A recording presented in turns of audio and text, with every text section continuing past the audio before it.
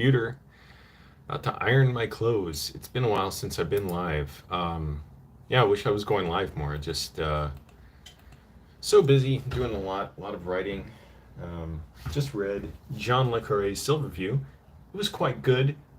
I will say it ends abruptly. It's like, wait, that's it? Like, it seems like it's about to lead to something, and then it just stops. So, all right, I can't. Unfortunately, I don't. Yeah, I don't know how to get my phone any. The way it's set up, I have a little tripod on my desk. Can't really get it closer to over there, so I can't read comments. Whatever.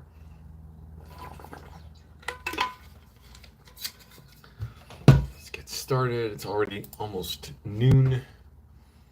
Again, just getting into the live stream here on my desktop. So there.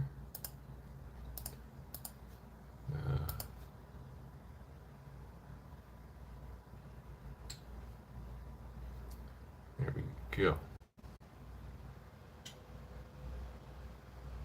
Okay. Oh man, it is. Well, it's not massive, like unbearably hot in LA, but it's quite hot. Sweating like a maniac this morning. Look at lotion in my hands. Lotion, moisturize my hands.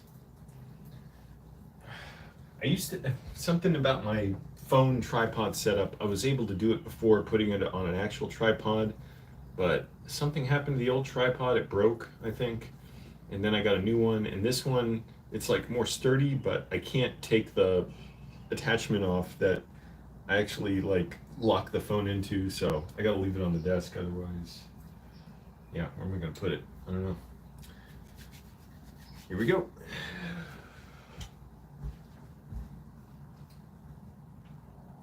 First up, here's a nice little number. I'll showcase my shirts like QVC. Build homes, ban cars, be gay. Words to live by. I'll go ahead and iron this. Actually, I might wear this today. I'm already wearing a good shirt today. Also, I got these Carhartt jeans. I don't know what I was thinking, that getting them relaxed fit. They're way too big for me, and I got them a while ago, and I only tried putting them on yesterday. And after I washed them, and I'm like, I just give it to a thrift store, right? Like, what am I gonna do? Be some guy that goes and get a box and box? Well, actually, I have boxes, but boxes this up and sends it back to Carhartt. Like, what, 2 months after I bought it? Now it's like, oh god, it was expensive too, but I need cargo pants. I can't live with non-cargo pants. And Carhartt specifically, because they're so so rugged. They hold up. They don't wear out easily.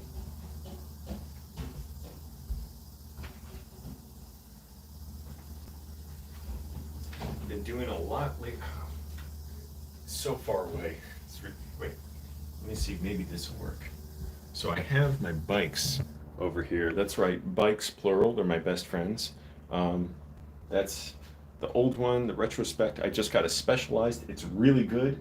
Got it from a flea market. It's amazing. Still a little few things I want to tweak. The handlebars, I don't know if I should set them just a tiny bit back, like get a different stem. But it's amazing. It's so much lighter than the Retrospect, and also I need a kickstand for it. But now I have two bikes, so let's see. I can sort of turn this into like something I can, yeah. Well, you can't really see what I'm ironing now, but that's a whole level of irony in the video. Well, you can, okay, you can see it. How am I going to set this up? Okay. All right. Can you see my face or not? Or what are we doing here?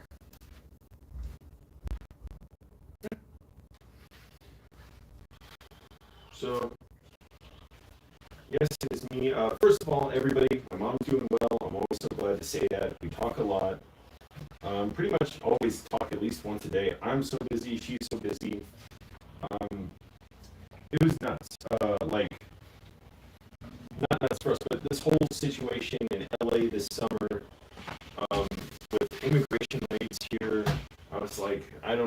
it's a good idea to visit. I don't know what we're expecting here. Like, I don't know if it's safe for me to be out, you know? Um, and, you know, I'm an American-born citizen, but regardless, like, who knows? Like, this is so unpredictable. And so we delayed her visiting, and, you know, it always gets at me, and people ask occasionally how's she doing, you know, are there more videos from her? I feel bad saying no, but, you know, I also got to flip that around and say, hey, it's because people care and I care, and, you know, and my mom hears that too, and she's like, yeah, we'll make videos, we'll figure it out. The other problem is too, like, when to visit, just scheduling it. She's so busy. I can generally make it work, but I'm not the one traveling. Um, so, yeah, it's just tricky because she's on the other side of the country, so it's a longish flight, like 6 hours, but then you figure going to the airport and getting out of LAX, which is probably where she'll have to fly out to. Well, thank goodness now they have the metro going out there and shuttles. You know, got to figure what, 9 hours, 10 hours maybe. Yeah, so it's just tricky to figure out when she can come here because I, I don't want her to come during a holiday when it's going to be stressful and expensive, and I don't think she wants to either. So you think Labor Day or Thanksgiving, it's going to be a nightmare trying to fly out, I would think. I don't know. Maybe not. You only hear the bad stories, right? But I just rather not. Like, rather not put her through that.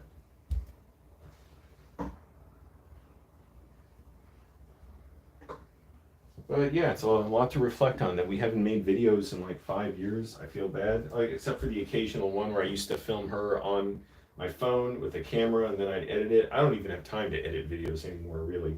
I did edit one video for the Dr. O'Dub channel, or I did some editing on it, and then another guy, the guy who runs it, Owen Rhodes, did the rest. It's a video from Noel Rhodes, who he plays a character singing on there, and or I don't know if it's a character specifically that one. He's the guy who does the Steve Clymer videos, and I edited a video for him. That was a great experience. Other than that, I'm not editing stuff because I don't have time.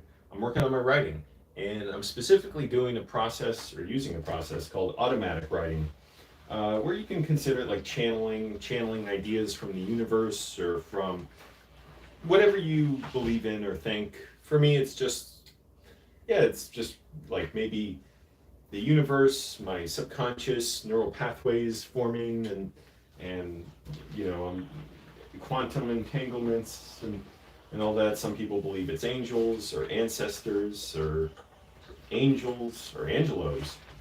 But anyways, it's been a great thing. So I had a story that I wrote a screenplay, and I was pretty happy with it. I got a bunch of feedback, and I was pretty happy with a lot of the feedback. But then I realized, well, then I got one really negative piece of feedback.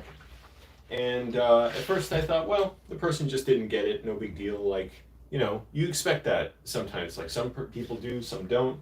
I thought, well, he just doesn't get it. And like, but I thought I always try and take it in because you never know really what feedback is going to point you towards. And I reread the script again like 2 or 3 days later, and by like maybe page 1 or 2, I thought, uh-oh, this has major problems. Like, not only I see what this guy's saying, like I see the whole thing is just flawed. And maybe it would have been a fine story, a fine little story that I wrote. It was inspired by stuff from my life, but I'm like, Angelo, you need to rework this whole thing. You need to tap in deeper to what this story can be and make it what it's, you know, live up to its promise and its potential. And that takes a lot of, you know, seeking and searching and guidance, and it's great. It's a great process, and I'm having all kinds of fun doing it. Seeking inspiration in different ways, and it doesn't mean finding answers from something. It means like, I mean, sort of, but it doesn't mean like, you know, you don't do the work and the answers just come. It's like, no, it's a process that you sort of guide yourself through, or you seek guidance through, and it can mean taking walks or riding my bike or riding the metro. I had an idea yesterday. Um, that really, I thought, this is great. Like, this is channeling information I need about the character because I don't know the characters well enough. I thought I did, but I don't quite.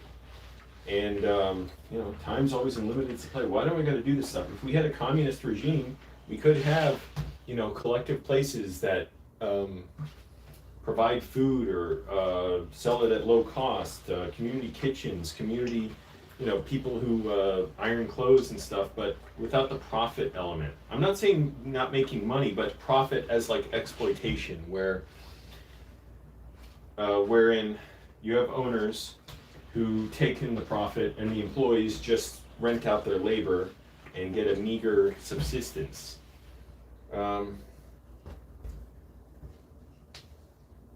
We could have nice things. We could be doing so well. We could be doing so much better. We have so much in resources. We're the richest country in the world, and so many people their lives are turned into hellish gigs. Like, I was just curious, like, what jobs are out there now.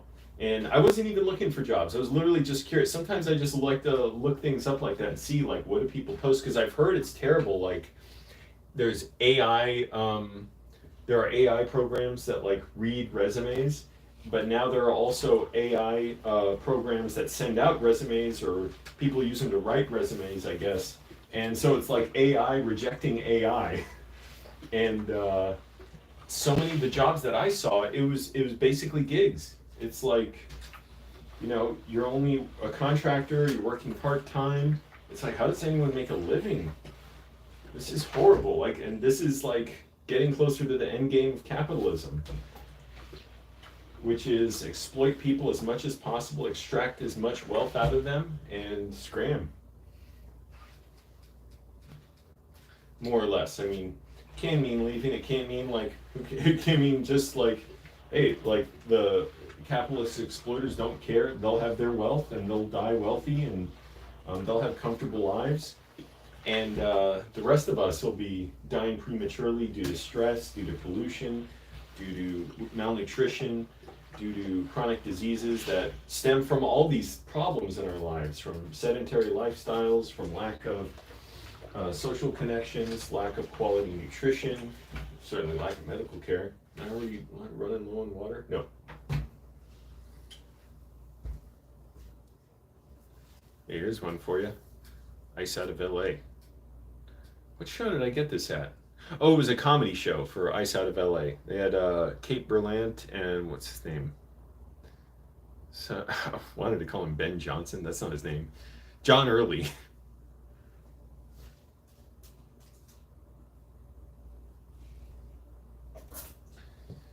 All right.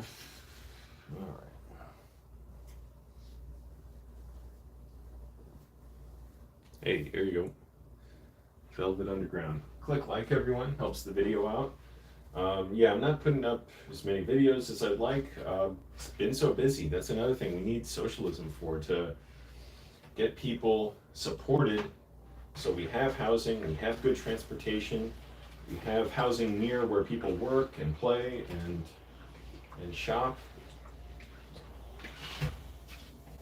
And we don't just have it based on, quote, market forces, meaning who can exploit us the best and extract the highest rents out of us. I was looking at, I think on the metro yesterday, I saw, or maybe I was just standing out on the street, I saw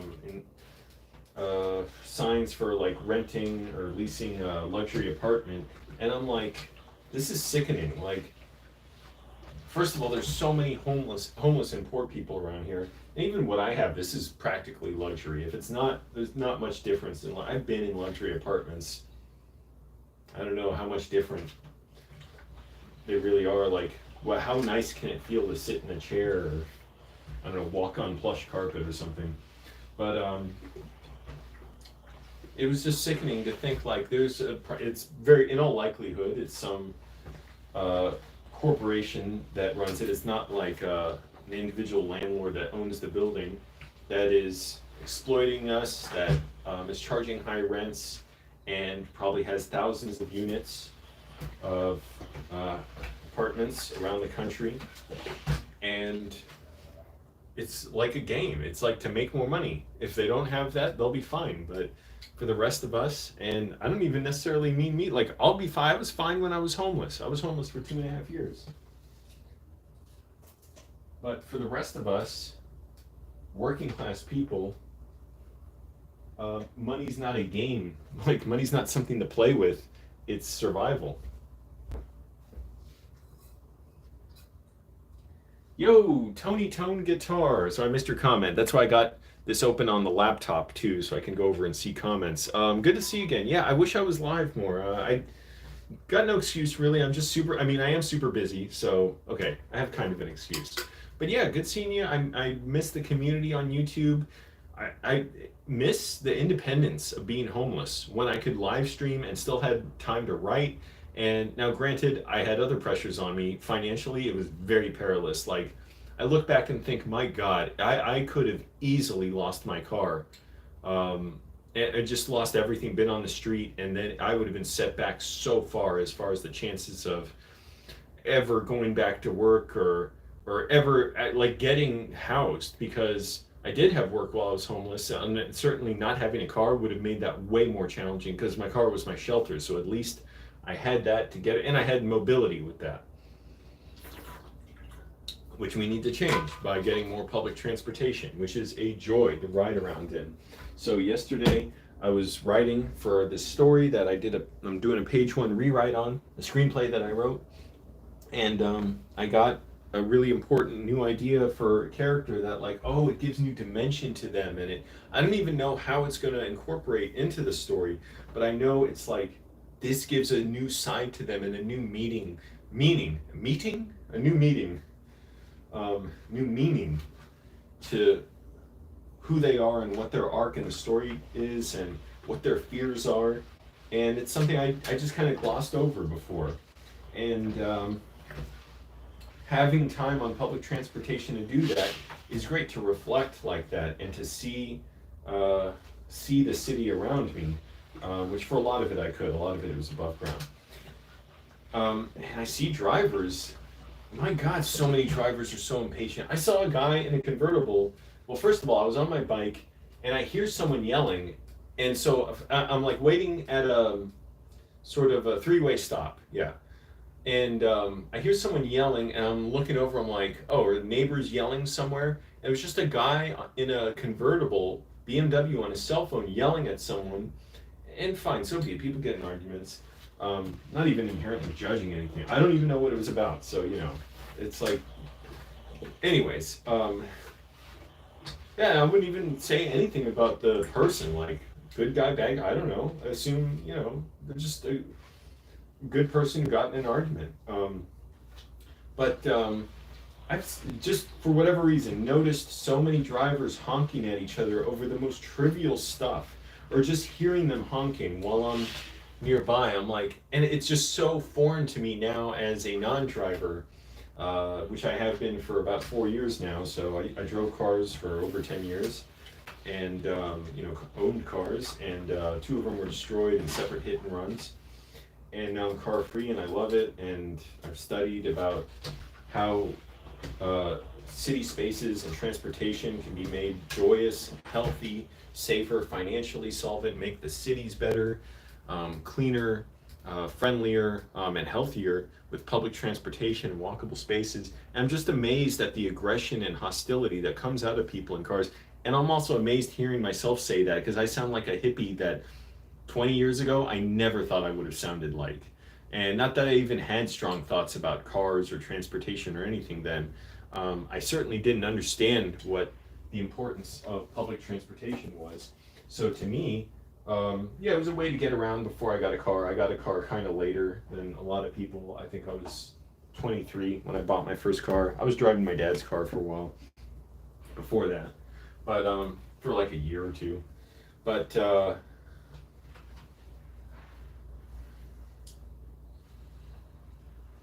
what was I thinking?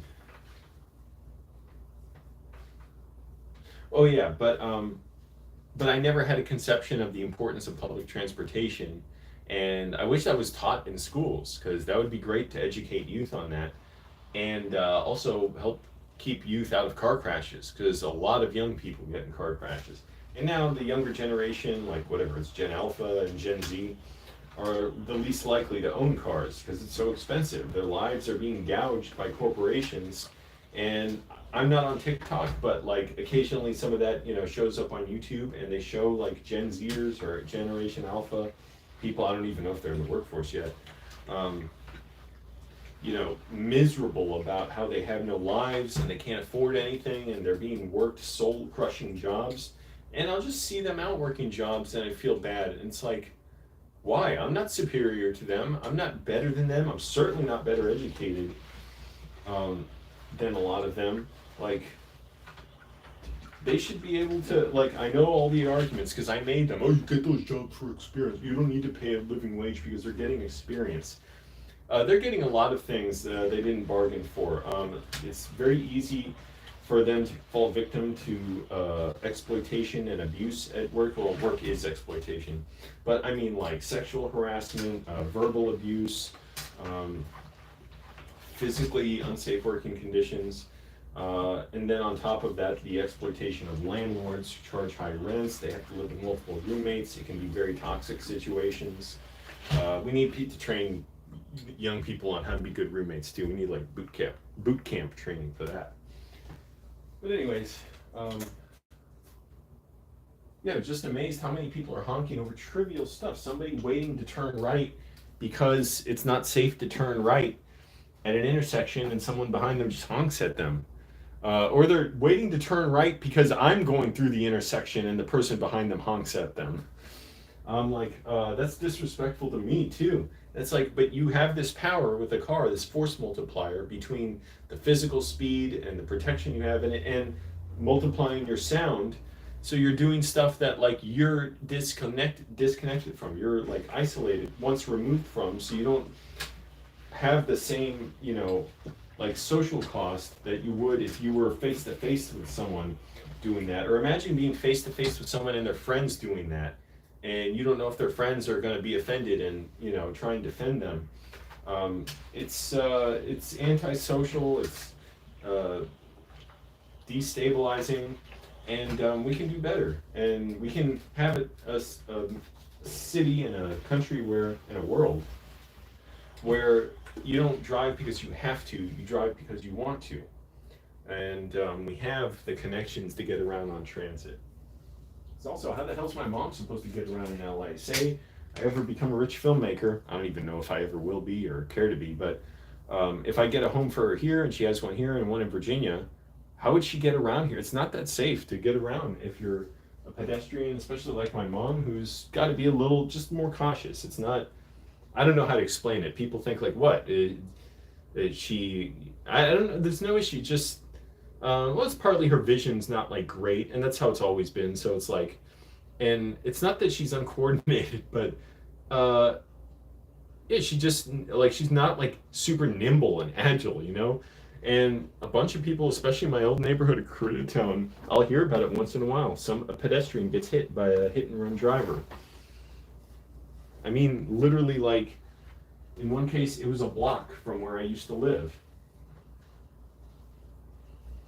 And it was like an 82-year-old woman. And it's like, why? What's the point of this?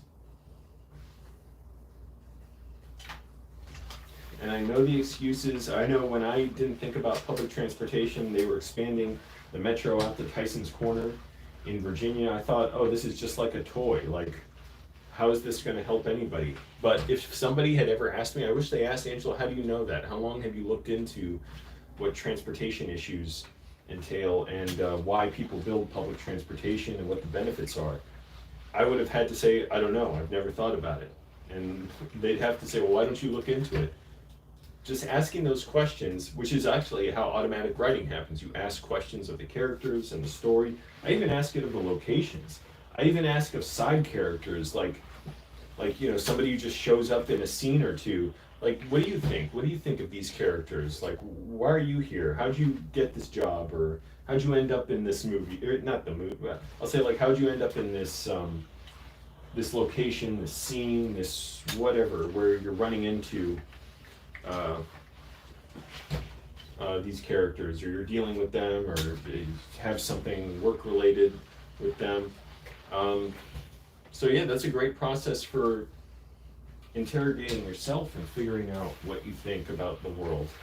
And it's always something you can get better at, which is a great thing. It means constantly learning and, never get perfect. There's no such thing as perfect, but we can, do so much better. And you always make compromises, but anyways, Harold Lloyd shirt. One of my favorites, and my mom's favorites. Beautiful. Absolutely love Harold Lloyd. Let's check what we got.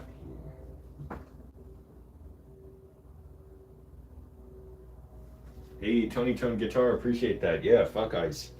And yeah, Runny, what's the name? Sorry, I can look it on the phone. Runny 21. Hi, hello. But yeah, so busy, but it's weird being in LA. I feel like it is this fantasy land in a way, and it's this bigger than life city, larger than life city. It's so grand, and it's so beautiful, and it really is different from the rest of the country. But I mean, so are a lot of places. So is New York, and I'm sure so is anywhere. But it feels like a fantasy land in a way, but I want it to be, the best place for people to live. I want everywhere to be the best place to live. I don't want us to have the best. That's why, I'm a communist. We all need great stuff. Capitalists just think me. Screw you, I got mine. I think no, like we all have the same dignity. We all are entitled to the same quality of life. Some people will always have more than others, but we shouldn't be. I mean, some people have so much more at the expense of others, especially if it hurts others.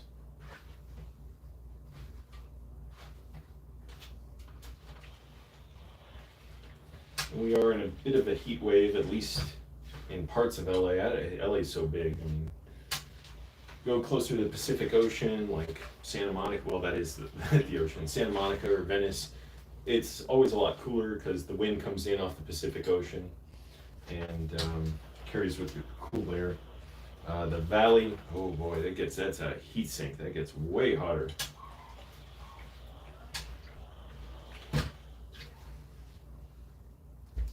At least San Fernando Valley. I'm sure the other valleys, San Gabriel Valley, I don't know what else, get hot too. It's been getting hot in my wrist. I have not been sleeping great because of the heat. Debating if I should just sleep on my couch for a while, or at least while we have the heat, because I'll do that when it's really hot. And I really enjoy it. Like, I like sleeping on the couch. After a few days, though, it gets kind of weird. I don't know, it just like I enjoy the novelty of it, but after a time, it like overstays its welcome. And I'm like, oh no, I'm ready to be back in my room and have privacy and all that. Because, I got roommates and they're walking. It doesn't bother me. And I don't care if they're walking in. I'm sleeping in my clothes, I'm not in my underwear.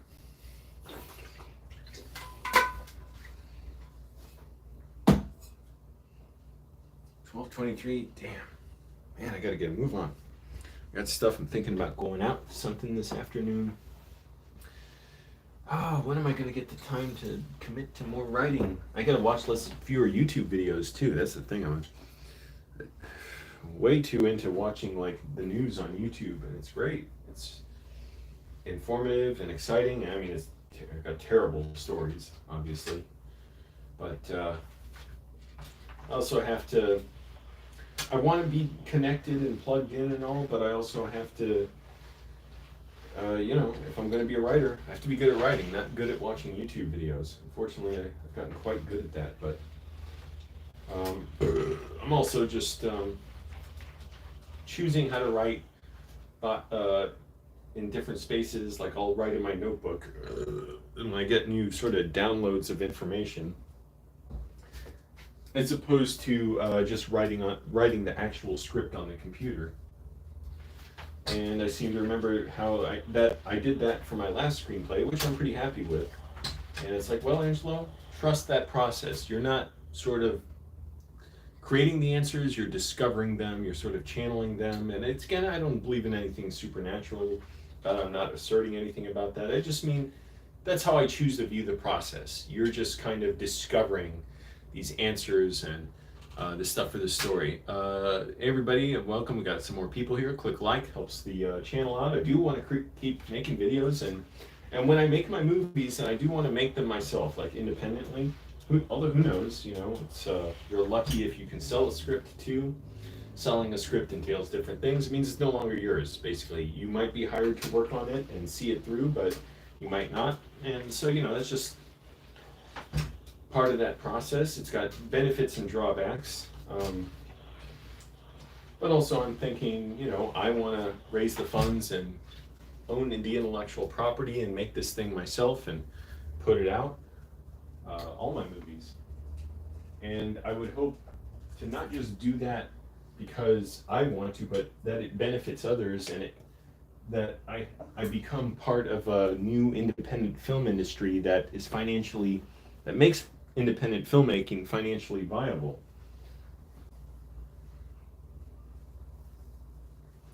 Because people shouldn't have to risk going homeless just to make movies, or do what I did and just go homeless to make movies. Although I'm fine with that, and I loved what I, experienced, even though it had a lot of challenges and a lot of different experiences being homeless. But it was also great and beautiful, and wouldn't change it. I wanted to be homeless even longer, like just to say I could, to make it a full 3 years after I did 2.5. But it started getting really cumbersome, the logistics of, like, I got a job, and so I'd sleep in one part of LA and go to work, and I wanted to take writing classes, and so it all became like, overwhelming to where I'll actually be able to get more done if I just get housed. And so that's what I did a few years ago. Actually now 2021, so 4 years ago, over 4.5 years ago. But yeah, great experience, learned a ton, got great insight. It was my way of sort of forging myself, forging a new me. It was beautiful, saw a lot of great things. I met a lot of friends that I have to this day. One I just saw yesterday.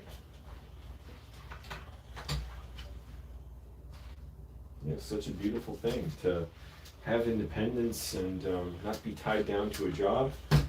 Having a good job is a blessing too, but we can be blessed even better with, being able to pursue our dreams and have healthy lives and be with our friends and family and make new friends and family.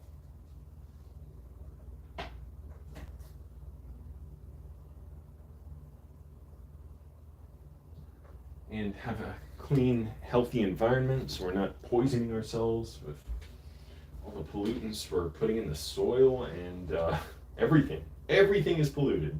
The air, the water, our food. It's like the things we touch. Get noise pollution from cars and their horns.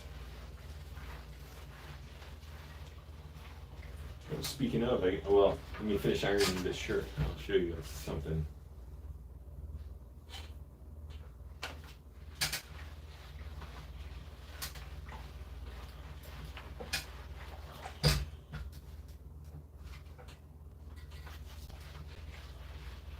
And what I've found, at least, there are all kinds of people out there, but a lot of people in LA really care and do want to make this a better world. And forget our city, even though I love this city, but like better world for everyone, not just make LA great, which is kind of unfortunate phrasing. It's so reminiscent of Trump, but make it a great place to live for everybody, for immigrants, for all marginalized peoples, but make the world a good place. Like, I don't want to just benefit me or LA. I want people I don't know who will never see the benefit in cities I'll never be to.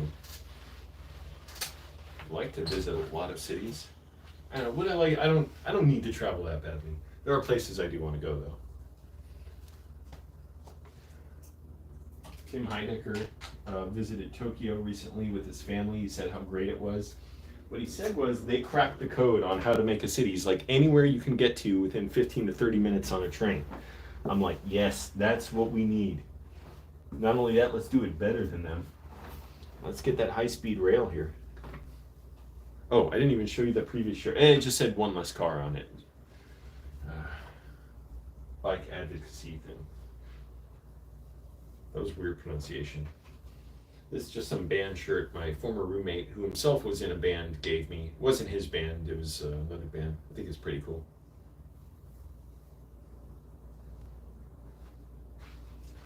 Do I need more water? Maybe I can make it. I think this might be the last shirt. Oh, Jesus. Do I go out today or not? I really want to. There's this little gathering I want to go to, but it's coming up soon, so I might have to stop what I'm doing. Iron down, hands up. And just head over. But I also just kind of want to write and maybe watch a movie.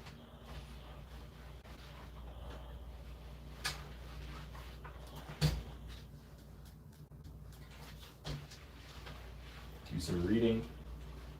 Love my spy novels. I've been reading just a bunch of John le Carré novels recently. I still have a bunch of his I haven't read. And I reread the Tinker Tailor Soldier Spy trilogy, and I want to reread Legacy of Spies. I've read that once. I really liked it.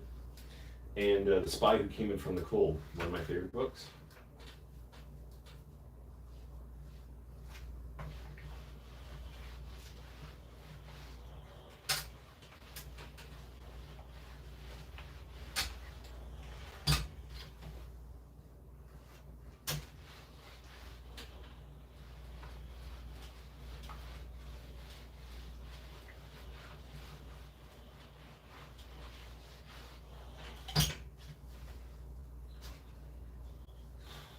Trying to eat really healthy, trying to, I wish I'd really like to be vegetarian or vegan, but here's the thing that trips me up.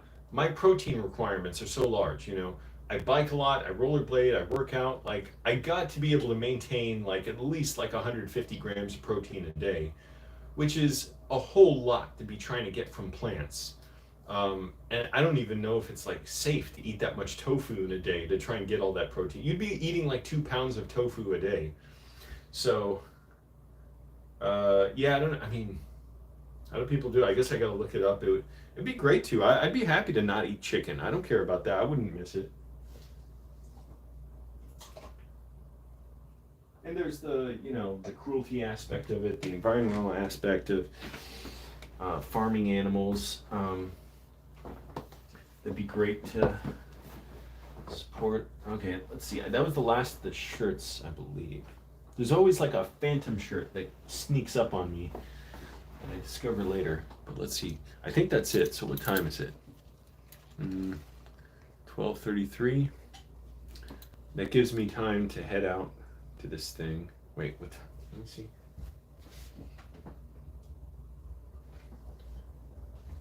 Dare I, Angelo? Here's where the automatic writing process comes in. I'll ask, should I go to this little get-together that I could head to in a few minutes, or should I just stay home? Rather than second-guessing it, overthinking it, all that, because I do want to write, stay home and write, but also I can go to this thing and write. Or I can even write at this thing. I can have my notebook there. Well, that's a great one. So here's the automatic process, so writing process. So I'll sort of automatic write like verbally.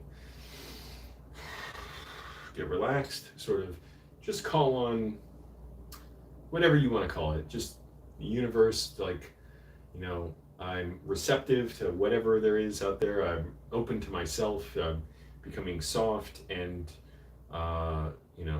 want to accept whatever guidance is out there or whatever ideas. This story is already written. I know this all sounds like woo, like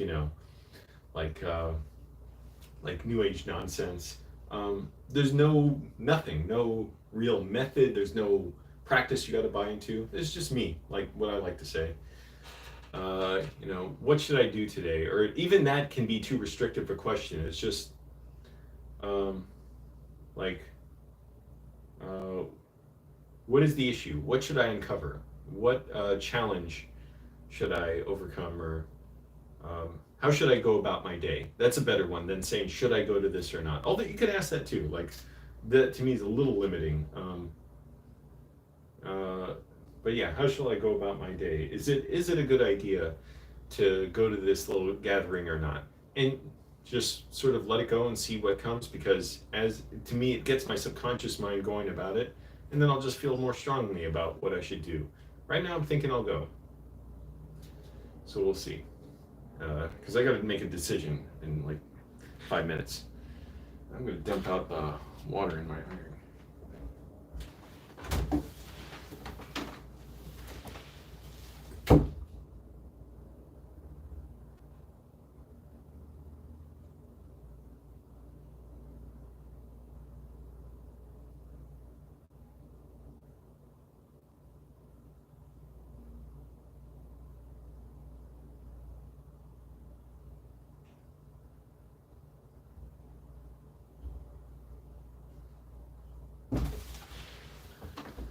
Oh man, it's a lot hotter in here than in the living room.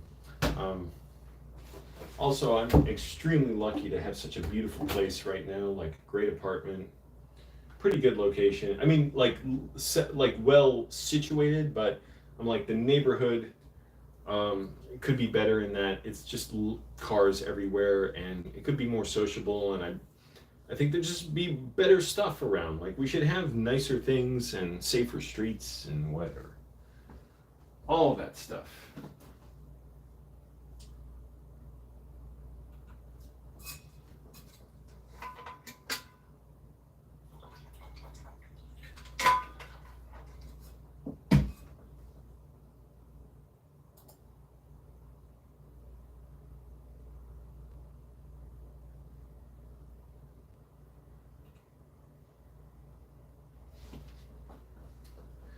And I think I'm gonna go.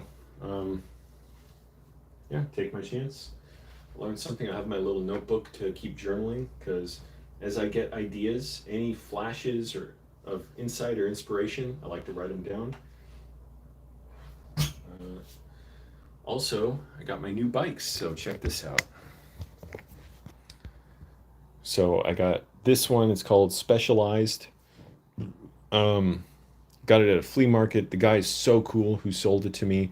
So he switched out new handlebars because the other ones were like straight and kind of too small, I thought, like not wide enough. He put a new stem on here to make this higher and sort of a little bit closer to me, so I don't have to impinge my shoulders to reach for it. It's a great fit. You can tell maybe, yeah, it's just a little bit bigger than this bike. They're not like lined up exactly, but it doesn't have a kickstand, which I found a lot of bikes don't. But I'm going to get a kickstand from him next week. I switched my rear rack onto this one. I still have my Retrospect, which is a great bike, but it's heavier. It's therefore slower, and it's slightly small for me, even though I don't find it uncomfortable at all to ride. I know I get much more power out of this. Like this, I was surprised. I'm like, wow, this has get up and go. This is so fast because it's also so lightweight. 21 speed. The gears are slipping sometimes, so it's like I either like I'll try and degrease and lubricate the chain, and maybe it needs some work or something. Like the bell, much better bell than this one. This one's a cheap bell because also this, it kind of the thing that strikes it kind of has give where it's too close where it'll like ding, or it bends too far where it doesn't reach it and I have to keep like pressing it. It's like just very cheap metal, but I like the sound of that one so much more. But yeah, two great bikes, and if I ever have a friend who wants to ride one with me and doesn't have a bike, I can loan them that one. It's great. This one also has another, these two nuts here are good for like putting another water cup holder, or I could put like a Bluetooth speaker there. Um, so yeah, it's really great. Bikes are a blessing. What great exercise! It keeps you young, helps keep you disease free, or helps with disease. Uh, reduce whatever chances of disease. Anyway, so yeah, I'm very fortunate. Also, wear sunscreen, everyone. It's God, the heat and stuff, and where we are, the ozone. There's a lot of ultraviolet light. So I believe me, I wear sunscreen. I wear long sleeve. My jacket. I wear SPF gloves on my hands. These things I'm demonstrating. And if I don't feel like just putting sunscreen on for a short bike ride, but I do put it on my face especially. And a lot of times I'll have my hoodie up with my helmet over it so my neck is protected. So, anyways, I think I'm going to get going to that little gathering I was telling you all about. So I'll have fun, and it's like Angelo, trust that as part of the process. So everyone have fun, be well. Angelo's mom is doing well. There was no news on that front. It just people ask about her, so I got to say, like, yeah, she's doing great. We want to make videos.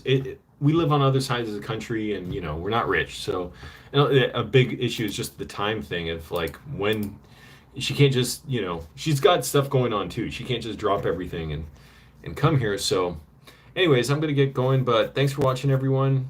Let me know what you think. If there's anything I said we're thinking about.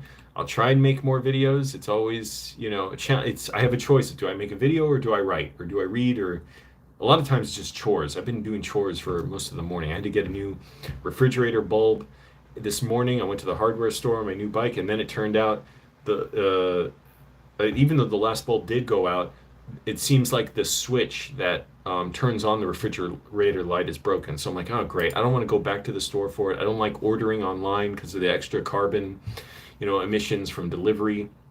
I'd rather support a local hardware store. But also I don't feel like doing this today. So I'm like, I can live with it for now with no light in the fridge. So, yeah, just stuff like that piles up. But anyways, thanks for watching, everyone.